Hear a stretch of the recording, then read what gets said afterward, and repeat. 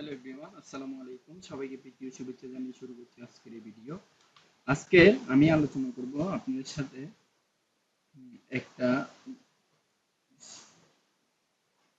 Garments এর উৎপাদিত ব্যয় বিবরণী নির্ণয় নিয়ে। আমি পূর্বে হয়তো এটার অর্ধেক ক্লাস দিয়েছি, যেটা হচ্ছে আমার এখানে ক্লাসগুলা সম্ভবত পুরোটা এখানে রেকর্ড হয়নি, সেজন্য আমি একই ক্লাসটা আবার নিয়ে এসেছি। তো আমি এখান থেকে এক্সেলের মধ্যে যে ঘরটা বানিয়ে রেখেছি সেই ঘরের মধ্যেই যাব, যেটা হচ্ছে আমার এক্সেলে আমি দিচ্ছি। দেওয়ার পরে এখান থেকে আমি ক্লোজ দিলাম। ক্লোজ দেওয়ার পরে আমি এখান থেকে লিখব হচ্ছে উম, এখানে আমি লিখব সতুনা এমজি, অর্থাৎ আমি এখান থেকে কালার শেডিং চেঞ্জ করার জন্য ফার্স্ট অফ অল যে কাজ করতে হবে সেটা হচ্ছে আমার সতুনা এমজি ইউজ করতে হবে। তো এই সতুনা এমজি দিয়ে এখানে আমি এন্টার দিব, তারপরে এখানে আমি কন্ট্রোল অল্টার দিয়ে দিব। এবার আমি লিখব কাঁচা মাল, উম, কাঁচামালের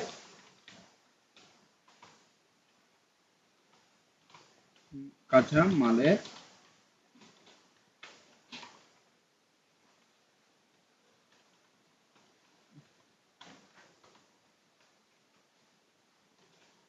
প্রারম্ভিক মজুদ। আচ্ছা, দিলাম। মজুদ দেওয়ার পরে আমার এখানে আরেকটা কাজ হচ্ছে, মানে আমি এখান থেকে জাস্ট ফার্স্ট অফ অল নিব, নেওয়ার পরে আমি এখান থেকে উপরেই দিব, উপরে দিয়ে একটু জাস্ট সাইডে দিব। এবার আমার কাজ হচ্ছে এন্টার দেওয়া। মানে এখান থেকে আমি জাস্ট আবার একটা লিখতে চাচ্ছি, ধরুন এখান থেকে, তারপরে আমি এখানে নিয়ে আসতে পারবো।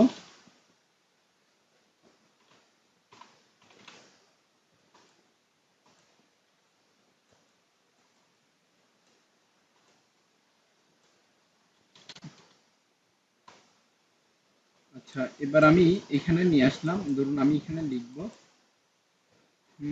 জাস্ট এখানে লিখবো আমার সেকেন্ড কলামে, অর্থাৎ আমি টাকার ঘরে লিখবো ৬,৪০০। আমার এখানে দেওয়া আছে, দেখতে পাচ্ছেন কাঁচামাল মজুদ পণ্যের মধ্যে ৬,৪০০ টাকা। তো এবার আমি ৬,৪০০ দিব। এটা আপাতত আমি ইংরেজিতে লিখছি, পরবর্তীতে এটা ফন্ট আমি সিলেক্ট করে দেন এখান থেকে আমি অটোমেটেড ভাবে চেঞ্জ করে নিব।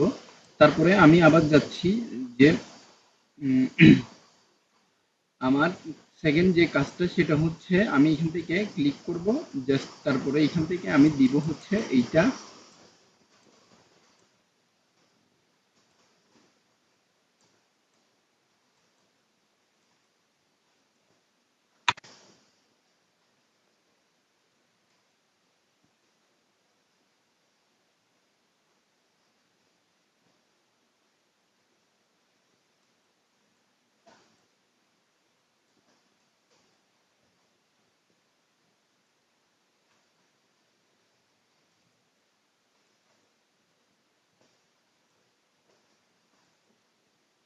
এখান থেকে আমি দিব হচ্ছে যোগ, অর্থাৎ এই জায়গা থেকে আমি দিব হচ্ছে যোগ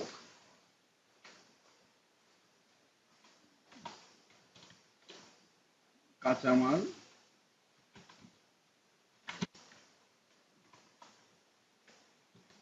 কাঁচামাল ক্রয়।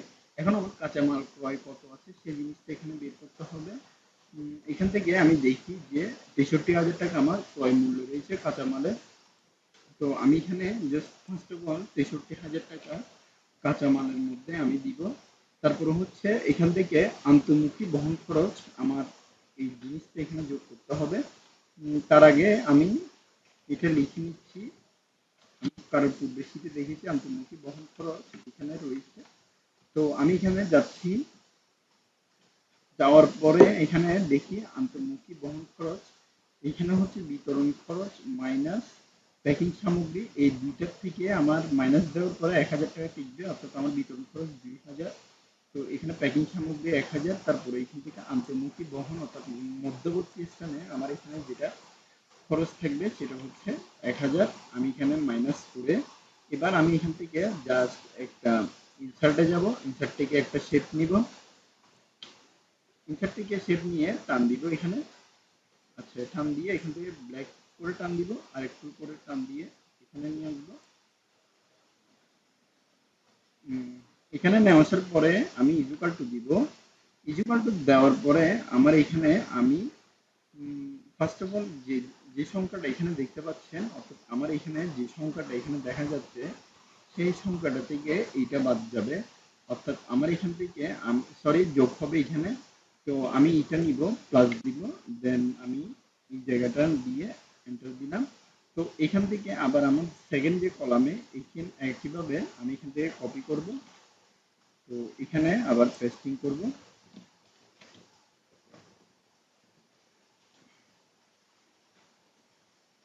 আচ্ছা, পেস্টিং করার পরে আমার এখানে আমি জাস্ট যোগ করে দিব আবার ইকুয়াল টু দিয়ে আমার ৬,৪০০ যোগ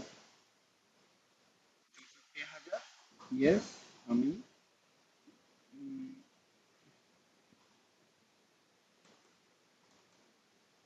প্লাস হচ্ছে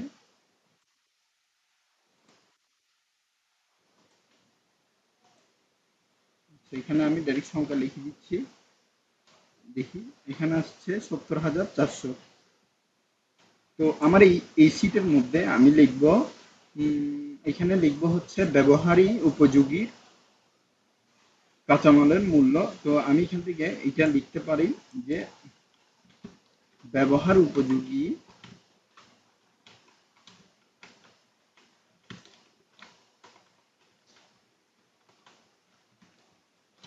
উপযোগী কাঁচামালের মূল্য।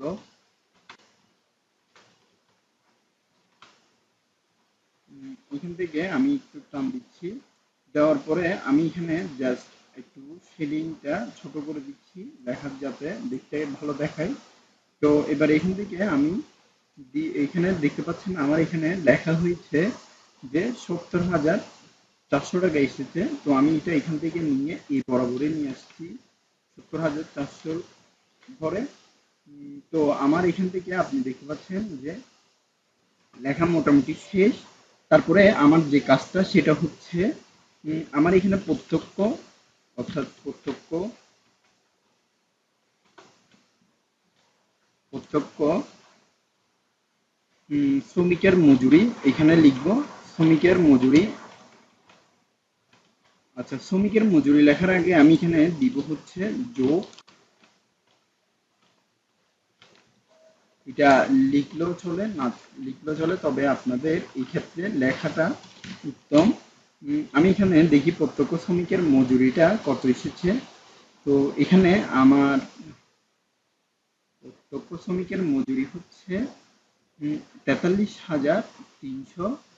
তো এখান থেকে আমার মাইনাস করার পরে, অর্থাৎ এই তিনটা সংখ্যা উৎপাদিত সংখ্যা, তারপর হচ্ছে চলতি কার্য, তারপরে এখানে এই তিনটার একসাথে সমন্বয় করার পরে এটা যখন মাইনাস করবেন আর এখানে প্যাকিং মালপত্র সহ যোগ করে কারখানার খরচ এইসব এগুলো সহ যখন যোগ করবেন তখন আপনার এখানে ১,০০০ টাকা আসবে।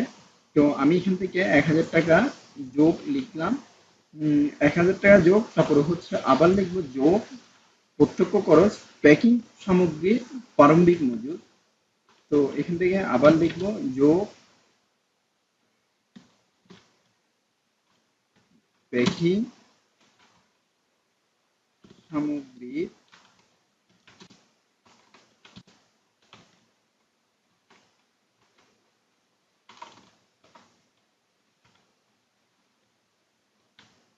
প্রারম্ভিক মজুদ।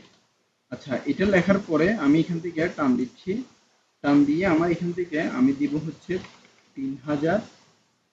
তারপরে এখান থেকে আমি জাস্ট ইকুয়াল টু দিব, দেন এটা নিব যোগ, আমি এখান থেকে এটা যোগ করলাম, এন্টার দিলাম, আমার এখানে কাজ মোটামুটি শেষ। তো আমি এটা জাস্ট কন্ট্রোল সি দিয়ে কপি করে আমি যদি বসাতে চাই আমার এখানে বসে গিয়েছে। তো এখানে দেখতে পাচ্ছেন আমার এখানে মোটামুটি কাজ শেষ। তো আরেকটা কাজ হচ্ছে, সেটা হচ্ছে আমার এখানে লিখবো হচ্ছে যোগ, যোগ প্যাকিং সামগ্রী ক্রয় এখানে লিখবো। তো এখানে ৪,০০০ টাকা যেহেতু আছে আমার এখানে সংখ্যা দিতে হবে না, তো আমি বাদ সমাপনী মজুরি, তো আমি এখানে আগে লিখিনি, বাদ সমাপনী মজুরি লেখার আগে আমার এখান থেকে লিখতে হবে যোগ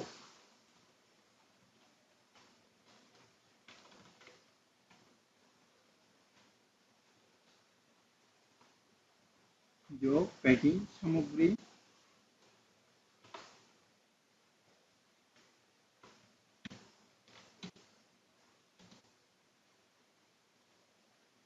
আচ্ছা যোগ প্যাকিং সামগ্রী ক্রয়, এটা যখন দিব এখান থেকে আমি মাইনাস করব হচ্ছে বাদ, অর্থাৎ আমার এখান থেকে আমি যোগ করার পরে আমি এখান থেকে উম, বাদ দিব আমার সমাপনী মজুদটা।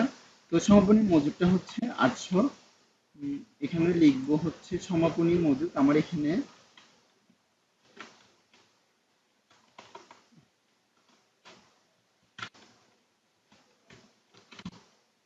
প্যাকিং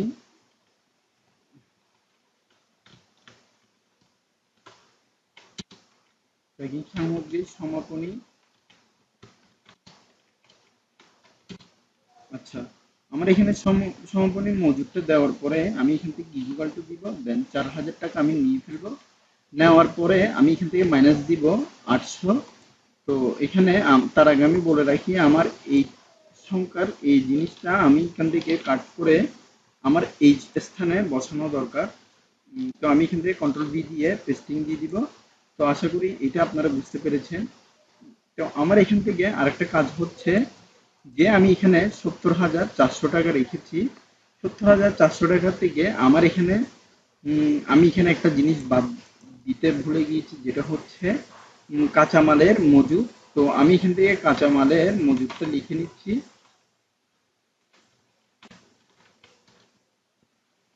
সমাপনী মজুদ। তো এখান থেকে আমি দিব 7,600 টাকা। মেবি আমার শীটের মধ্যে রয়ে গিয়েছে কাঁচামাল, হ্যাঁ সমাপনী মজুদ 7,600 টাকা আপনারা দেখতে পাচ্ছেন এইখানে 7,600। তো আমি এটা নিয়ে জাস্ট লিখবো কাঁচামালের মজুদ, এখান থেকে আমি দিব হচ্ছে 7,600। দেওয়ার পরে আমি এখান থেকে জাস্ট মাইনাস করে দিব এইটা সংখ্যা যেটা থাকবে। তো আমি এখান থেকে দিব হচ্ছে,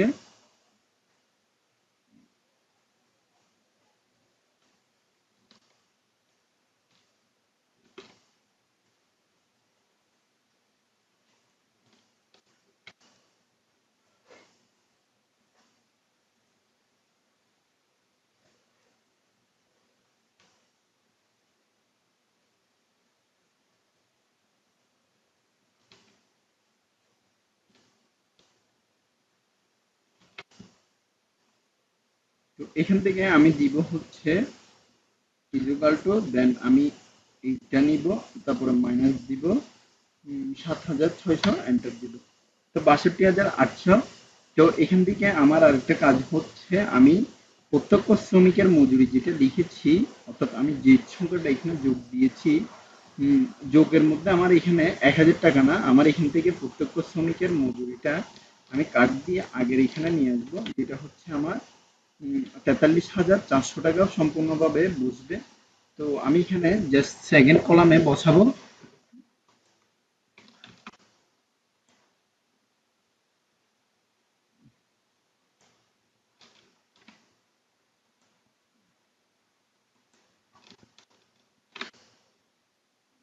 আচ্ছা এখানে আমি বসালাম যে 44,300 মেবি।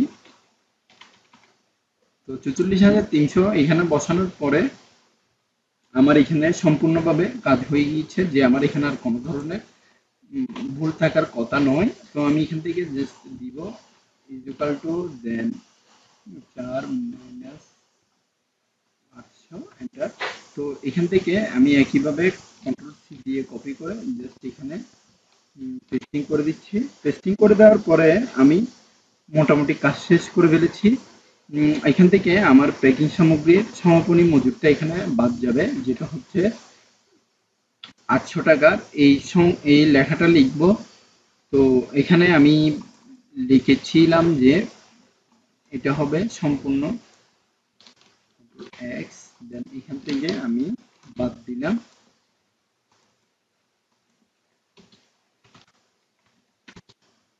তো এখানে আমার মোটামুটি আর হয়তো তেমন কোনো লেখা বাকি নেই। আমি এবার হয়তো এটার পরে শেষ করে দিতে পারি।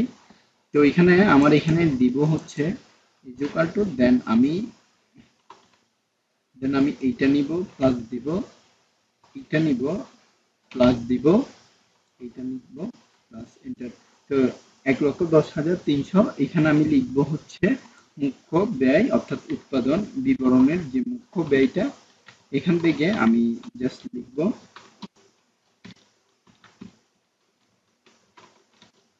তো এখান থেকে আমি দিব, দেওয়ার পরে এখান থেকে আমি সেট কন্ট্রোল দিব।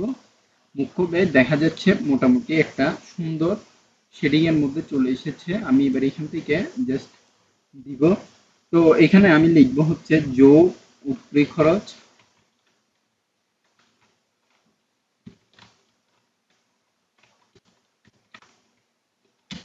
উপরি খরচ। তো এখানে দিব 8,600,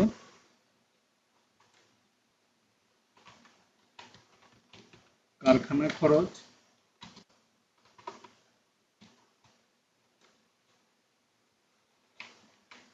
4,400, তারপর হচ্ছে কারখানা দালানের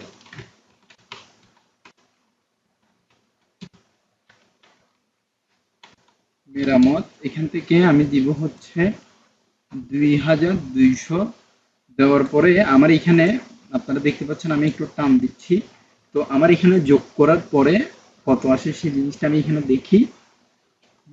এখানে হচ্ছে ইকুয়াল টু দেন সাম দিয়ে কম করার চেষ্টা করবেন।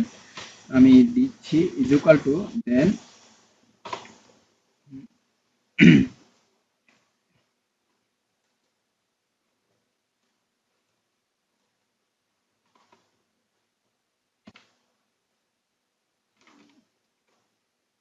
8,600, 4,400 প্লাস 2,200, দেন এন্টার। আবার দেখি ইকুয়াল টু, তারপর এখান থেকে আমি জাস্ট একটু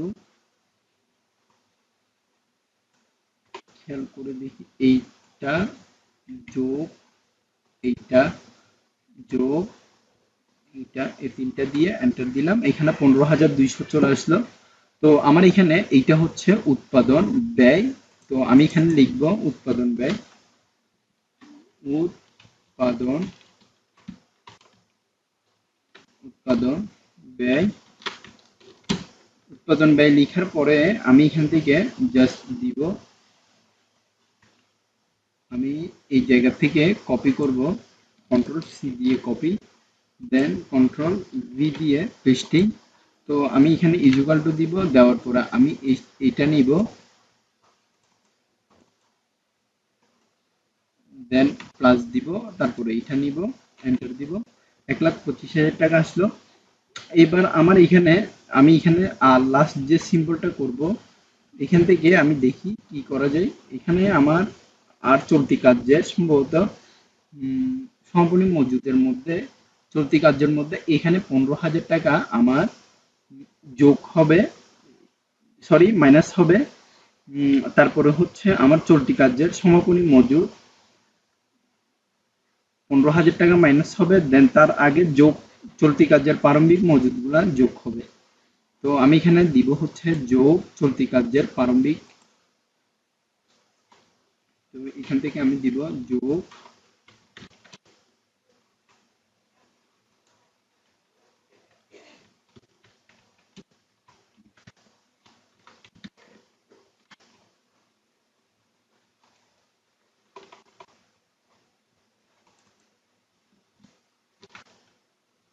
চলতি কার্যের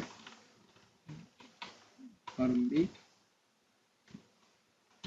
প্রারম্ভিক মজুদ। এখান থেকে আমি দিব ধরুন লিখলাম 12,000 যোগ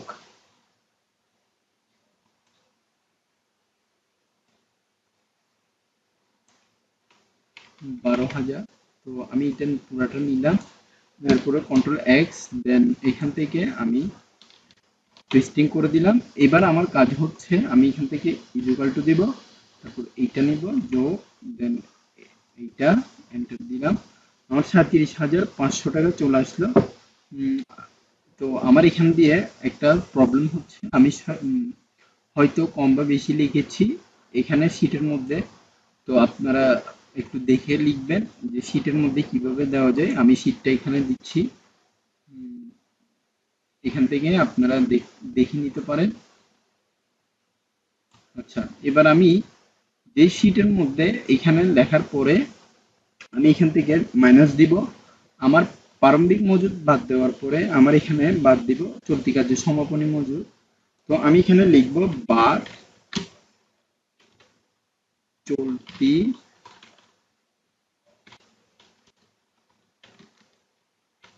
চলতি কার্যে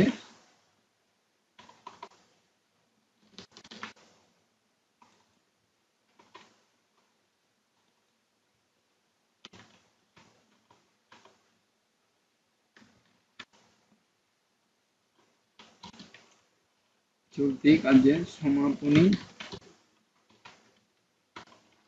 মজুদ। তো এখান থেকে আমি জাস্ট লিখবো হচ্ছে 15,000। আমি দিব ইকুয়াল টু, তারপরে এখান থেকে এইটা মাইনাস এইটা দিয়ে এখান থেকে আমি এন্টার দিব, কন্ট্রোল সি দিয়ে এখান থেকে দিব। দেন আমি এখান থেকে এটা পেস্টিং করে দিচ্ছি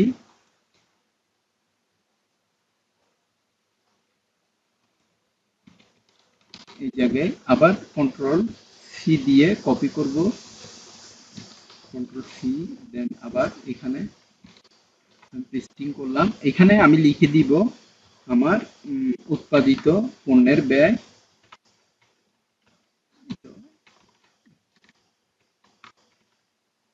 পণ্য ব্যয়।